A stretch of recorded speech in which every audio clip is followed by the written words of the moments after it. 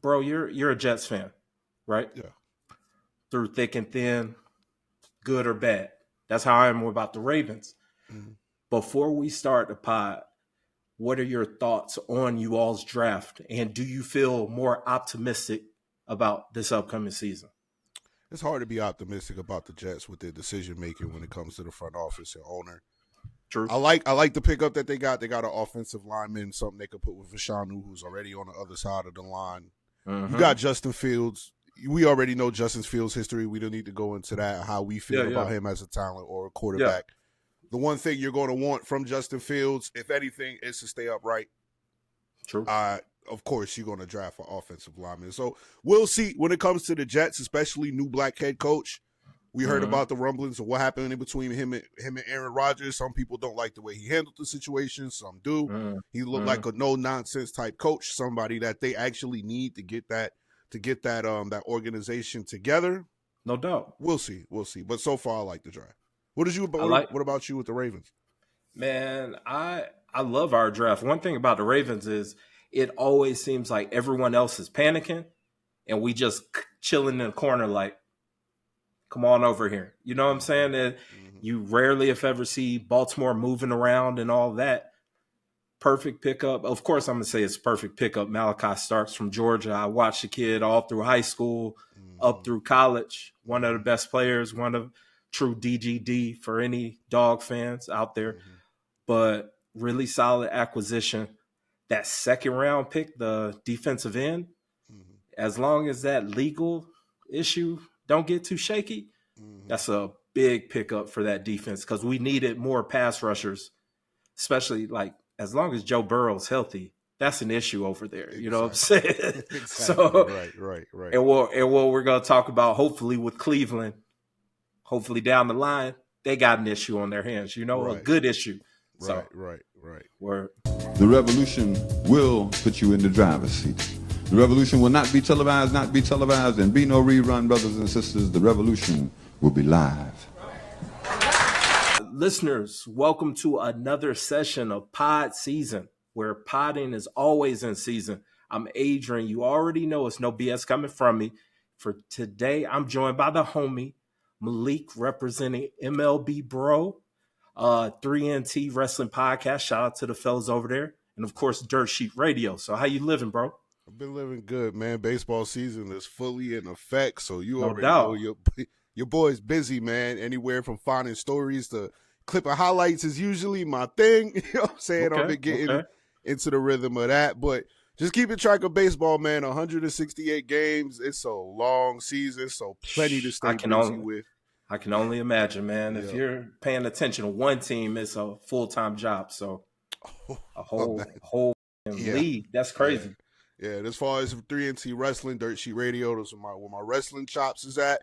WrestleMania just finished, so kind of a little bit of winding down. You know, the Raw after Mania and the SmackDown after Mania, both of those are over. It's wide open when it comes to storyline, so there's not really too much to cover there right now. So a little slow season on that, but thank God because WrestleMania weekend was enjoyable, but it was long for sure. It definitely was, and that's one thing about WrestleMania weekend. Like both of us are lifelong wrestling fans. The thing about WrestleMania weekend is that it's so many damn shows. Like, how can you complain about wrestling that weekend? You know what I'm saying? It's a full buffet, even stuff that's not on TV. You got these indie shows where they just throw crazy stuff in the air, like that Joey Janela Spring Break is just like always a mind for me. And then, you know what I'm saying? Like things like Ashe, watching them cook up, like Fourth Rope.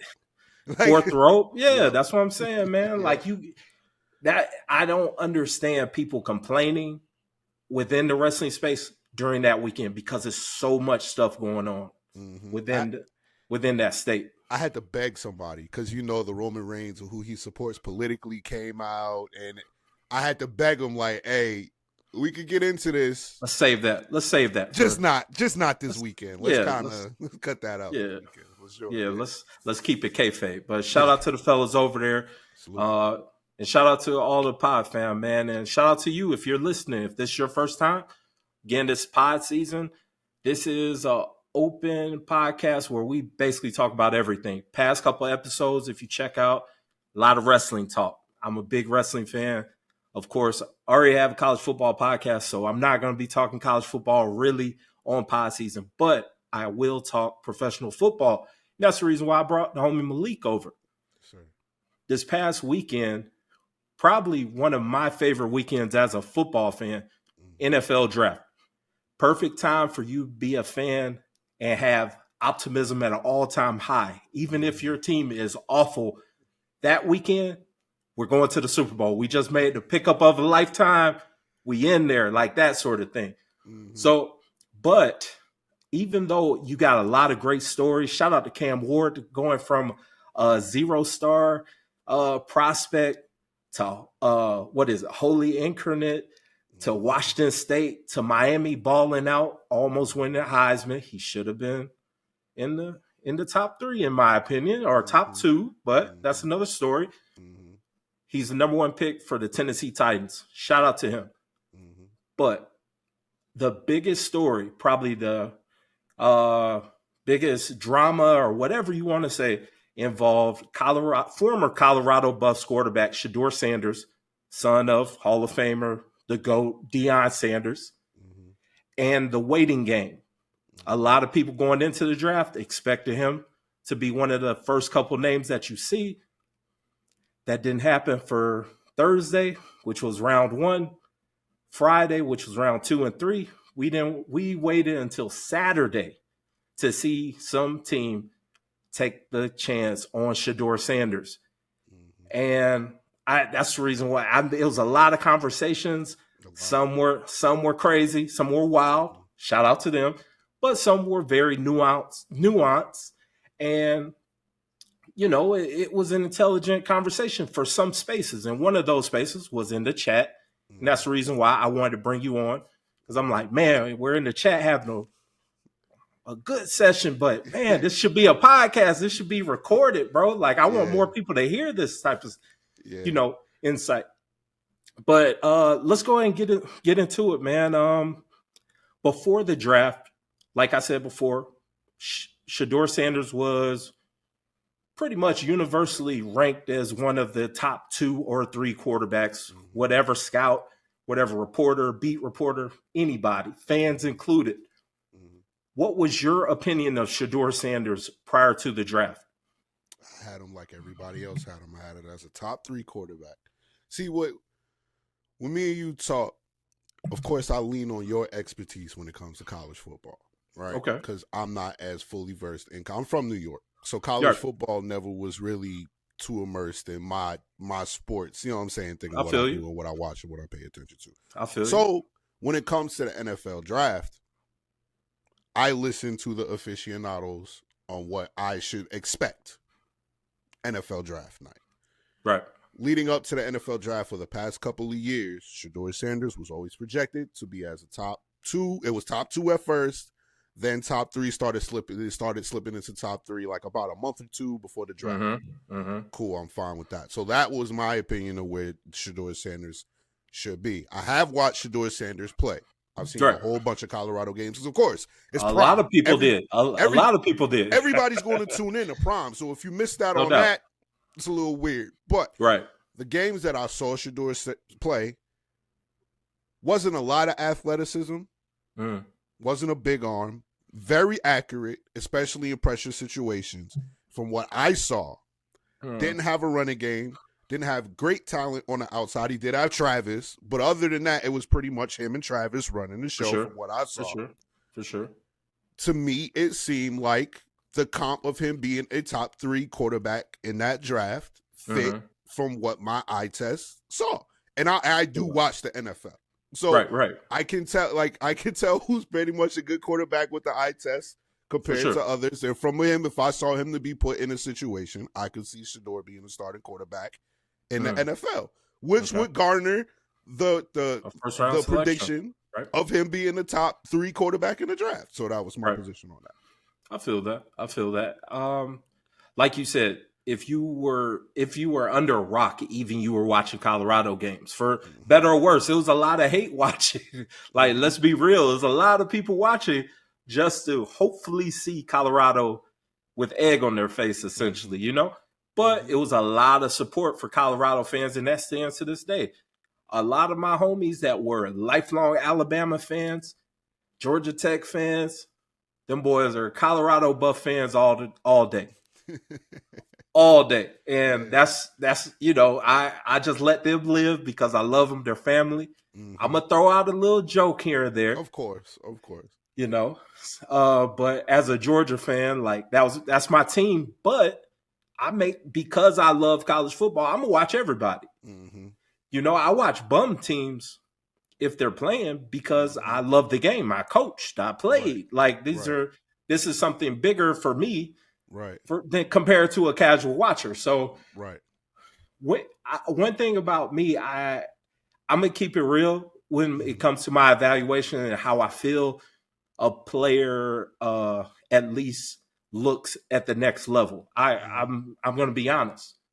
So I know I caught a lot of heat 2 years ago on a homie's podcast with my evaluation of Shedeur. It was before he took a snap at Boulder, Colorado. This was based on what I saw in camps, what I saw at Jackson State. And my evaluation was straight up. I said, with some what's your thoughts on just him as a quarterback, Shedeur Sanders? I like Shador. He's probably Shador is a talented quarterback. He's not like a game changer. If you're gonna say like what round would you imagine him getting drafted, he'd probably be a third or fourth round pick because he's not too dynamic of an athlete. He makes solid throws. He's smart. You know, you can make money with him. And you can have him like I could see the Falcons like drafting him in the third or fourth round next year and like saying he's our quarterback of the future. He has the talent. He can make the throws. It's just he's not as a phenomenal athlete as guys that you see go in the first round. He's not as dynamic of a player like that. Yo, he's a really talented passer, extremely talented passer. I don't think he's going to get enough credit for that because of certain reasons sometimes. But on the terms of being athletic and a dynamic runner, creating plays and stuff like that, I didn't see that of the tape. I did not see that of Shedeur. There were times where I saw him thinking that he could do that, and then it will result in a 20-yard loss. Like, I saw that multiple times, but that's no hate. That's just being honest, right? So I straight up said, I was like, yo, I think he's a third or fourth round pick. That was my initial. Now, after the production that he did, Colorado, again, whether you love it or hate it, you know, there was production there. Obviously, he won the Johnny U Award for Best Quarterback of the Year. That means something. And, you know, he had the team on his back. Like you mentioned, no running game whatsoever. Although I kind of put that to the blame of the coordinators as well as Coach Sanders. Understandable. For how they ran that offense. But I get it. You got a quarterback that can distribute. You got the best player in America. Travis Hunter has been the best player in America for past 4 years. So it is what it is. So honestly, going into the draft, I looked at him as a second round pick. And that's fine. That's fine. Yep. And knowing how the NFL does, they reach for quarterbacks. So it wouldn't have surprised me for him to be a first round pick because obviously they reach for quarterbacks, tackles, and defensive ends. Those three positions, if you're decent at it, you got a strong shot to be a first round pick. So winds up happening where, you know, toward the end of the first, we start hearing all this. Well, Pittsburgh is in the mix, and they're in the mix. The pick is coming up. And then finally Pittsburgh comes up and no Shedeur. And I think, for the most part, a lot of people, depending on how you felt about Shedeur, either it was dead silent or it was everybody run to Twitter on some BS. You know, it's just that sort of reaction. So my next question for you, once we get in the second round, we're waiting. We're like, okay, he's definitely a second round pick, right? he doesn't get the selection. New Orleans picks another quarterback. Now you're looking like, oh, get in the third round. Another 2 quarterbacks. We wait all the way to the 5th round for Shedeur to be selected. My question to you, when did it hit you? Like, oh, what's going on? Like, when did that click in your head? Like, yo, something's up. When Cleveland had 2 opportunities to choose him in the 2nd round and they didn't. Okay. That's when I knew something was kind of up. Something was amuck. Something was going on now. Cause like I said, if you have him as top 3 quarterbacks in the draft, okay, of course, there's an opportunity for him to slip to the 2nd round because not every team needs a quarterback. We have to pay attention to that when it comes to the NFL draft. That teams absolutely are picking specifically for their needs. Even if he's the best player in the draft, they may not necessarily select him because he's not he doesn't play the position that they have a deficiency at. Right. So when it came to him being a 2nd rounder, all right, cool. I can understand that. But the minute Cleveland passed on him twice, I wasn't in full panic mode yet because anything can happen. Okay. But that's when my ears perked up. Like, okay, they didn't even want to choose him there. All right, something going on. Let's see how far he slips. Of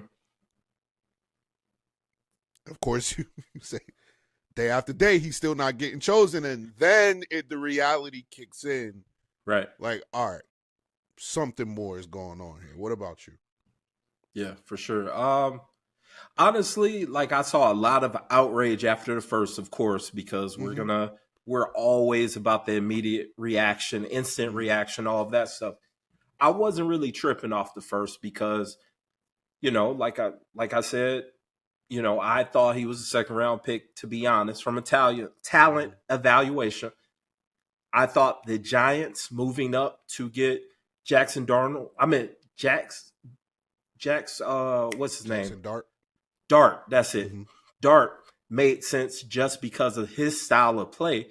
He's an athletic dude. He's talented. I saw him play against Georgia. The dude's a talented dude. It made sense. Once it got to that, in the New Orleans pick, even the New Orleans picking that kid, Tyler Slaw or whatever his name is, for them to pick him, that made sense for me because, again, the style player he's 6'4", 6'5", 220 pounds, ran a 4.6 at the combine. Like, we may look at him and say, oh, that's just a white boy, but that's an athletic white boy. Yeah, they do exist. That's like a Josh Allen comp, basically. Yeah. So, it wasn't until Cleveland selected Dylan Gabriel where I went, ooh, something is not right, because I like Dylan Gabriel as a college football quarterback. I thought he was talented. He has good arm talent, athletic. It makes sense. But for what their offense runs, what their coach likes to run as a successful coach, Shedeur made sense right there. So, and then I didn't really trip on Jalen Milroe getting drafted before him, because at that point it's just like he's got to land somewhere, Right. Plus Jalen ran a 4.3, so it's kind of like this is a freak athlete. We're gonna take a shot on the freak athlete. Right. Yeah, I didn't really trip out until Cleveland drafted Dylan Gabriel. Like, then I was like this is about to get spooky, because, like you said, it's not that many teams that are looking for a starter. So that's a blessing and curse for Shedeur, at least in my opinion. Let's get to the main topic of this whole thing, man. There's a lot of people that are catching strays and blame for this entire weekend.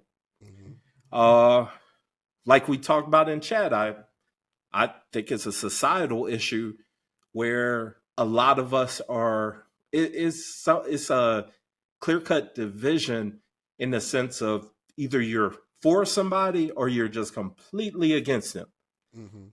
And it puts a lot of people in a weird position where if you're not all in on hating this kid, or if you're not all in on loving him, you're just a sense filler. You whack. Like, you need to pick a side. Yeah. Right, so that was one of my issues. But you brought up something that I definitely agree with, and I want you to talk about it on the podcast. Right. Who are you most blaming for this entire weekend's debacle? Now, I thought when you sent me this question, I had to sit down and think about it. Definitely. I would prefer to look at this from, like you said, it's either you're on one side. We've done pods together. You know, I'm a pretty fair dude. I try to look at things from both sides. For sure. We don't know the answer to that. Mm-hmm. To be honest with you, if you look at what we know now, which is pretty much all we know is that the draft is spoken and they feel like he's a 5th round talent. Mm-hmm. There's not necessarily a reason why. We haven't heard that from the NFL. Mm-hmm. We haven't heard that from teams who wanted to pass on him. If you even hear of how Cleveland talks about him when they were asked about his draft status, Cleveland said, yeah, we felt like he was overpriced. So basically they're saying that they felt like he was overrated through the draft process. Mm-hmm. But like you said, I was even surprised that they picked Gabriel over him. Yeah. So do you think Gabriel is a better There's no real answer from the NFL of why he switched to 5th. Mm-hmm. So there's 2 conclusions that I was able to draw, which is something that I lamented to you in the chat. Yeah. It's either, and I'm going to say the names too, because this goes into my point. When it comes to Shedor's mock drafts, like I made sure to look at mock drafts to make sure that I wasn't just off base with how I thought. Mm-hmm. Aficionados like Louis Riddick, Peter Schrager, Mel Kiper, Rob Rang, Chad Reuter, Daniel Jeremiah, Joe Klatt, Mike Florio. These are all different publications, by the way. This isn't me being this is ESPN, this is Fox Sports, this is NBC, this is CBS. So I made sure to do my research so I knew where people thought, and I saw nobody who had Shedeur out of the 1st round. Not one aficionado. And let's keep it real. We could have opinions on who we feel like. A lot of people have what they feel about Mel Kiper. And cool, that's fine. But when you look at the mock drafts, according to the other picks, they are pretty accurate. They're not far off. Mm-hmm, mm-hmm. So the question became, okay, so what happened with Shedeur? We heard about the attitude concerns. Cool, I see that. Mm-hmm. But for him to slip so far, was the NFL giving false information to? Because they get their information from. It's not just talent evaluation. Prospects go into the draft before even declaring. They get a good idea of where they stand with these teams. Exactly. So they get that information from these teams before they put their knowledge out there for their mock draft. Do they evaluate talent? Yes. But most of their information comes from sources, correct? Mm-hmm. All right. So could it be that the NFL is colluding against Shedeur, and that's the reason why he dropped so far is because of personal feelings about his demeanor, personal feelings about the things that his father has said of how he would intervene if he felt things were going wrong with his son? Was it that, and that's the reason why he switched? He fell to the 5th round. Or is it the media created so much sensationalism around Shedeur that casual fans like myself, admittedly, weren't able to accurately predict his draft status of where he should have been? Right. And both of those, not just one, either or, both of those speak to how messed up things can be when it comes to not only how we see talent in the NFL draft, but as a society in whole. What's your retort to that? I absolutely agree. That was, in fact, one of the first things that I mentioned in our text. I was like, the media has done such a grand job, because honestly, I think that's the point of it, is to go ahead and make it so sensationalized of pick either A or B. Ignore C, ignore D, definitely ignore E, because neither one of those fits these 2 scopes. Right. And like I said, I said this is we saw this politically. You know what I'm saying? Like, it was a lot of people either here or there. And if you're over here like me, everybody looking crazy at you. What the hell's what you da da da da da da? You know, all these reasons. The media has done such a great job, and I'm not complimenting them whatsoever. I'm just talking in terms of efficiency of making things so divisive. Right. And when it comes to Coach Prime, from the time that he announced that he was going to Colorado, there was a clear-cut division of I don't like this or I absolutely love this. It's no in between when it comes to most of the public. Although Twitter is a bad gauge of the public, in my opinion, because most people are weird. You know what I'm saying? For sure. Yeah. So I definitely agree with you there when it comes to the media. I think us as fans, a lot of us were duped. A lot of us bought the Kool-Aid and we were ready to celebrate and all this. And then reality set and everybody looking crazy, looking to blame somebody. Right. But when it comes to blame, and this may be a hot take. I don't know. I don't care. It is what it is. I don't think enough people are talking about Coach Prime's involvement with this draft process with his son. I think there was a lot of things that were mishandled, mismanaged going into it. I get it. You're Deion Sanders. You're the GOAT. Make no mistake about it. But there were things when it came to handling your son, making decisions of, okay, we're not going to perform in the combine. That's an issue. There are prospects in the past that said, hey, I'm not performing. Caleb Williams did not perform in the combine. You know why Caleb didn't perform? Because he was a clear-cut number one pick. There was no questions about it. Right. Even Deion went as far as like, yo, I'm only interviewing during his combine. It's lure at this point of him saying, I only talk to 3 or 4 teams because that's what it is. He tried that same thing with his son, and that didn't work. It didn't work, right. Because the talent didn't match the talent, in my opinion, respectfully, absolutely respectfully. Right. But then there were things like, and again, this is me being a college football fan. This is something that you may not even paid attention to. You know, after the college football season, you get invited to these bowls. You get the Shrine Bowl or the Senior Bowl. Shedeur got invited to both of those. Shedeur accepted the Shrine Bowl, which was perfect. But Shedeur did not participate in the game. And he stopped practicing like after the first day. Even though 3 of his top 4 receivers, three of his receivers were all on that team with him. Right. Like me as a quarterback during this whole weird pre-draft process, all these teams are looking for things to not draft you. Yep. And like if I'm at a bowl game as a quarterback and my three of my top 4 wide receivers are on my team, we about to ball out. We about to go crazy. Right. I'm gonna look at my guy over there with a certain look. He's gonna know to go ahead and make this movement. So we look real good. Right. He didn't take advantage of that. And I didn't understand why that was the case. So I think it was a lot of mismanagement. Plus, I'm not even gonna put too much stake in the whole. You heard Deion where he said, yo, it's only 4 teams that I'm allowing my son to talk to. That sort of thing. That's weird, but parents do that shit and you kind of ignore that. And plus it's Prime.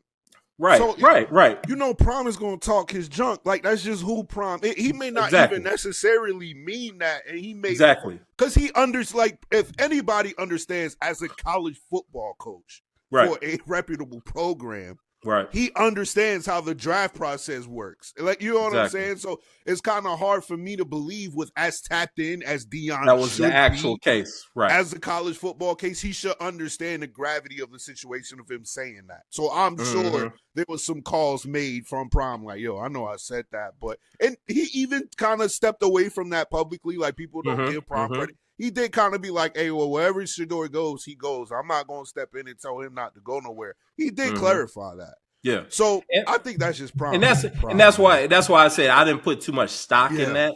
Yeah. But people are going to use these weird reasons. But that was my main. I mean, honestly, I just think Coach Deion Sanders is so revered within a lot of us football fans. I'm not even just talking about us being black men. Mm-hmm. I'm talking about football fans.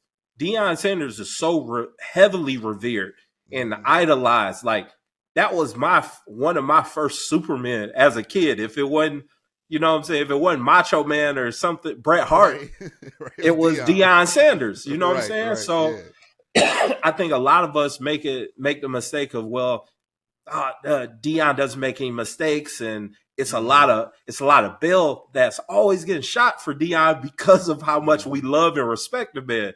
And I just don't see many people really talking about Prime's involvement of shit.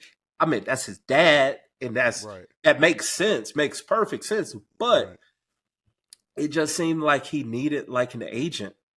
He needed some proper representation to get his son set up for hopefully success or whatnot. But I do have a question for you. Yeah.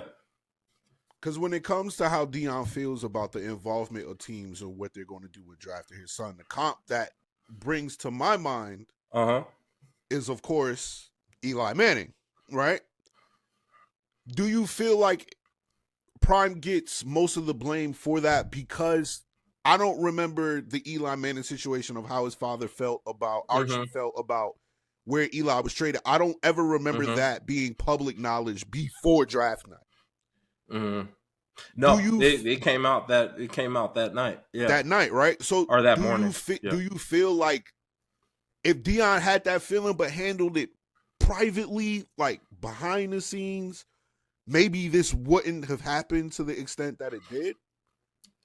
And another question: how much blame do you actually put on the actions of Deion Sanders that translated into the fall of Shedor's draft stock? Those two questions. Got you. So, the answer your first question, when it came to the Mannings, they're essentially been much like how we view Deion Sanders, more so within our community, but football fans in general. The Mannings have been the first family of football forever, especially down here in the South. Right. So they were way more forgiving of Arch even saying that. They were way more forgiving of Eli. I know you're up there, so you saw it when Eli got drafted. He was barely holding the jersey. He didn't crack a smile. He was like, yo, this ain't gonna work. I told y'all, but y'all made this decision. This ain't gonna work. Yeah. And he stood on that.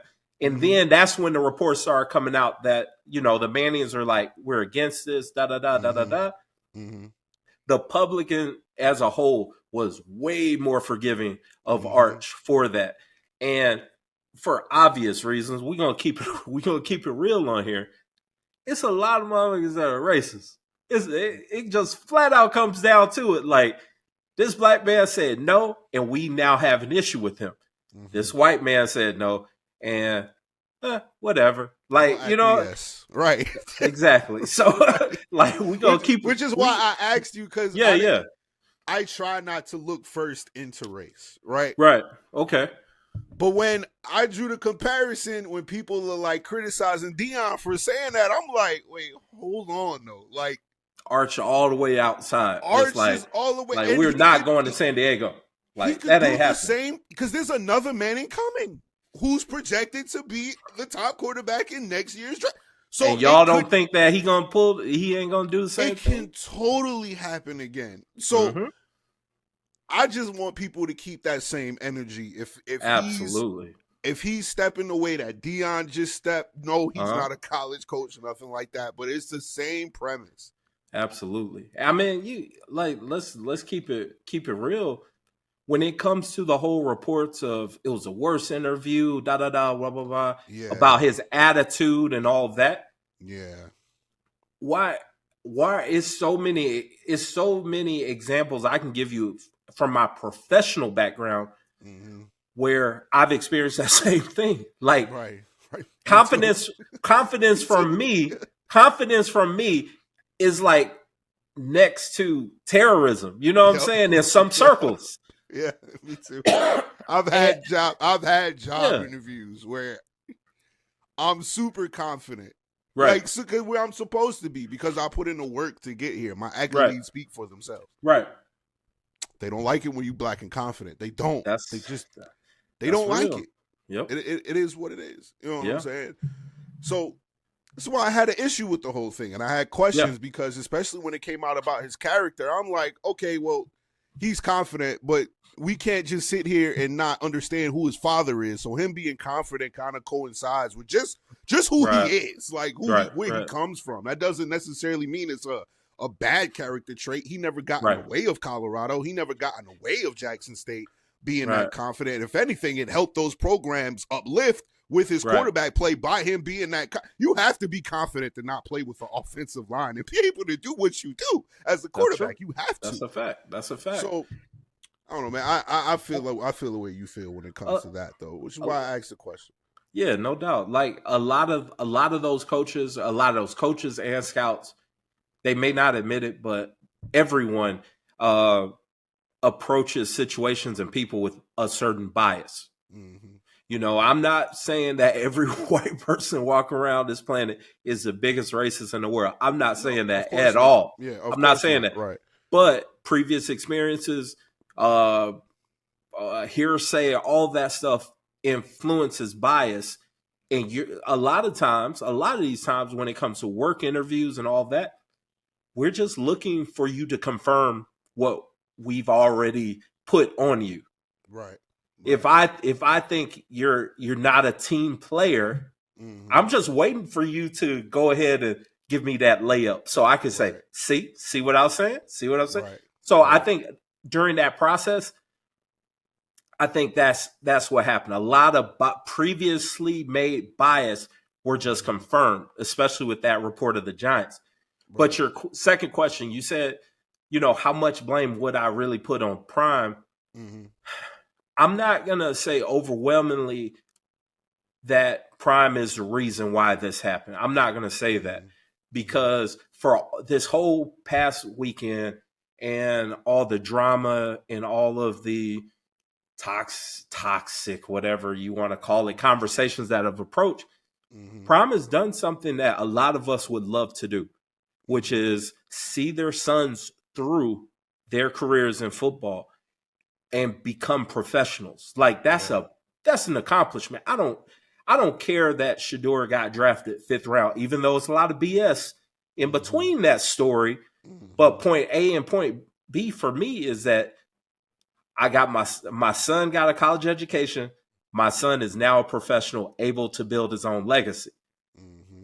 That's a great story as a father for Prime. So salute to him. But when it comes, I will be honest when I say he does share some of the blame. And I think a lot of us, we shoot him bail because he's a legend, because he's Coach Prime. We're like, you know. I don't shoot him any bail. I do believe he played a part. Like I said, I have 2 theories. Okay. Either one of them could be correct. Mm-hmm. When it comes to the facts of why I possibly feel that he switched, I do believe Deion played a part. Of course, bro. You're Deion Sanders.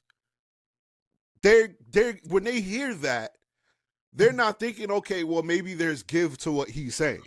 Mm-hmm. If you hear anybody talk about Prime says what he means. No doubt.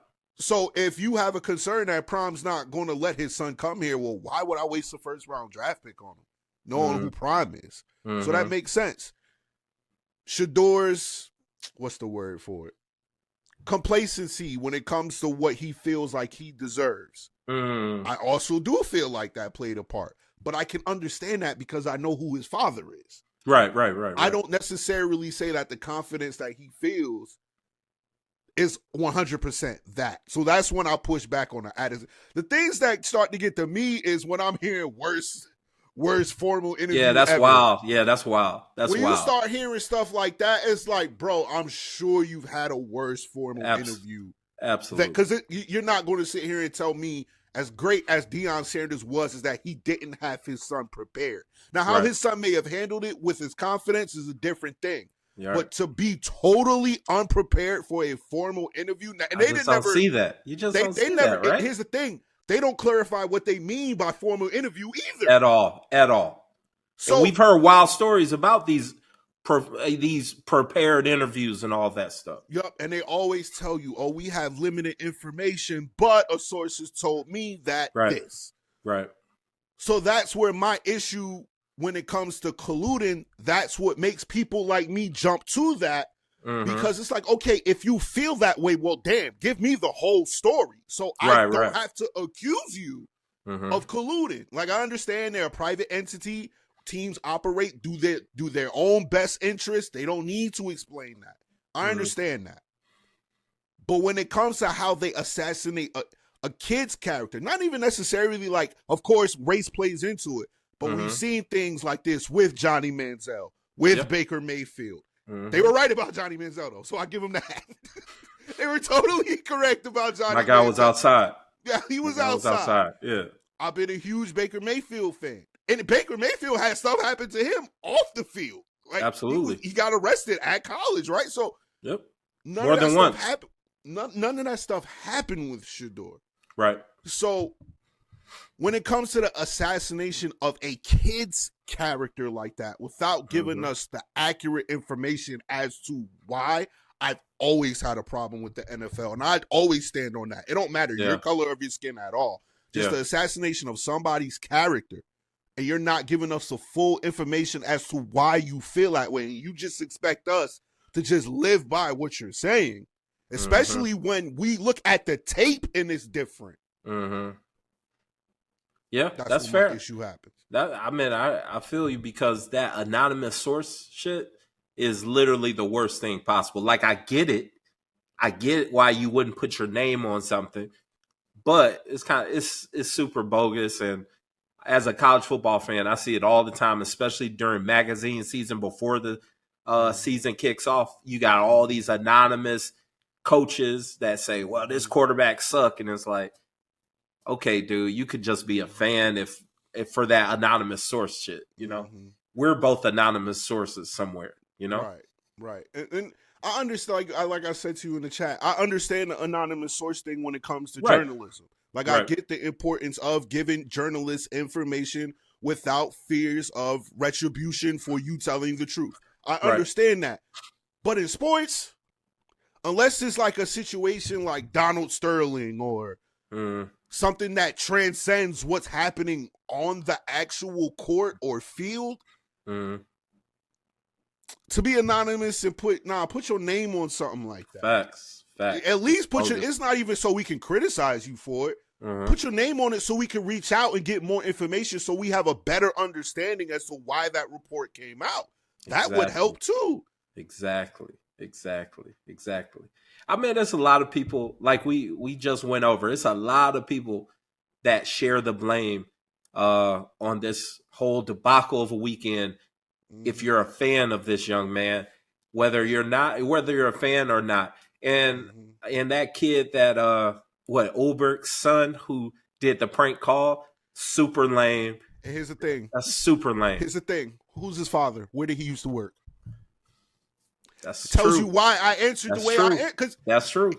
You used to be a head coach for the New York Jets. Like, even though you were temporary, you were a head coach for the New York Jets. How do you for let over half like the season happen? Over half the season. It's crazy. It's insane. But, even with all that craziness and negativity and all of that stuff, Shador got drafted. He's on a team that needs a quarterback. Their quarterback situation has been terrible for the longest. So let's go ahead and talk about it. Like, what are your expectations? Oh, before I even say that, let me go ahead and tell you mine. Shador, even though he got drafted in the 5th, and I'm sure that's a knock on his ego and all that stuff, it's a blessing in disguise, because when you're drafting somebody in the 4th, 5th round, you're not really looking at them to be the man immediately. So it's less pressure on that young man for him to actually lock in, become that pro, and earn that job and take over and never let it go. Like his hero, his mentor, Tom Brady, greatest quarterback of all time. Very similar story. He wasn't drafted until like the 6th round.